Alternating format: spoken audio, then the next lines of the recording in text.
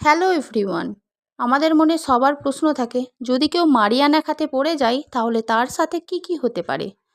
সমুদ্রগর্ভে থাকা এক বিশাল গুহা হলো মারিয়ানা খাত, যার দৈর্ঘ্য 2550 কিলোমিটার আর প্রস্থ 69 কিলোমিটার।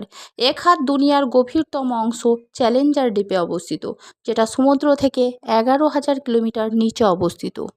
একটা ভারী ইঁটকে যদি সমুদ্রের উপর থেকে নিচে ছুঁড়ে ফেলা হয় তাহলে এটি মারিয়ানা খাতে পৌঁছাতে প্রায় 90 মিনিট সময় নেবে। সমুদ্রের এত নিচে থাকার কারণে এখানকার বায়ুচাপ 1086 মিলিবার, অর্থাৎ স্বাভাবিক বায়ুচাপের থেকে 1071 গুণ বেশি। মানবদেহ যদি এই চাপে পড়ে চূর্ণ বিচূর্ণ হয়ে যেতে পারে। এখানকার তাপমাত্রা 1 ডিগ্রি থেকে 4 ডিগ্রি সেলসিয়াসের মধ্যে থাকে, যা অত্যন্ত শীতল। তাহলে প্রশ্ন হলো, কিভাবে এ খাত সৃষ্টি হয়েছিল। কয়েক মিলিয়ন বছর আগে ভূত্বকের দুটি শিলাখণ্ড টেকটনিক প্লেট একে অপরকে ধাক্কা মেরে একটি প্লেট অন্যটির নিচে যাওয়ার ফলে ধীরে ধীরে গর্তটি সৃষ্টি হয়েছে। সমুদ্রগর্ভে থেকে 200 কিলোমিটার নিচে সূর্যের কোনো আলো পৌঁছায় না। তাহলে মারিয়ানা খাতে তীব্র অন্ধকার থাকা সত্ত্বেও এখানে অনেক প্রাণীর সন্ধান পাওয়া গেছে।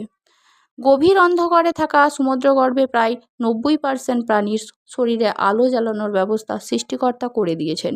1960 সালে 23শে জানুয়ারি এক শীতের সকালে দুই দুঃসাহসিক মানুষ সমুদ্র অভিযানে বের হন এবং তারা ধীরে ধীরে কষ্ট করে চ্যালেঞ্জার দ্বীপে পৌঁছে যান এবং সেখানে গিয়ে বিভিন্ন প্রাণী সম্পর্কে ধারণা দেন।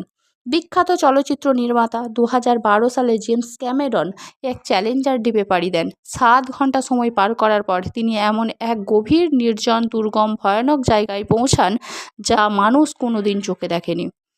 এখানে থাকা প্রাণীগুলো সূর্যের আলো না পায়, তারা মিথেন, হাইড্রোজেন সালফাইডের উপর নির্ভর করে বেঁচে থাকে এবং টার্মিনেটর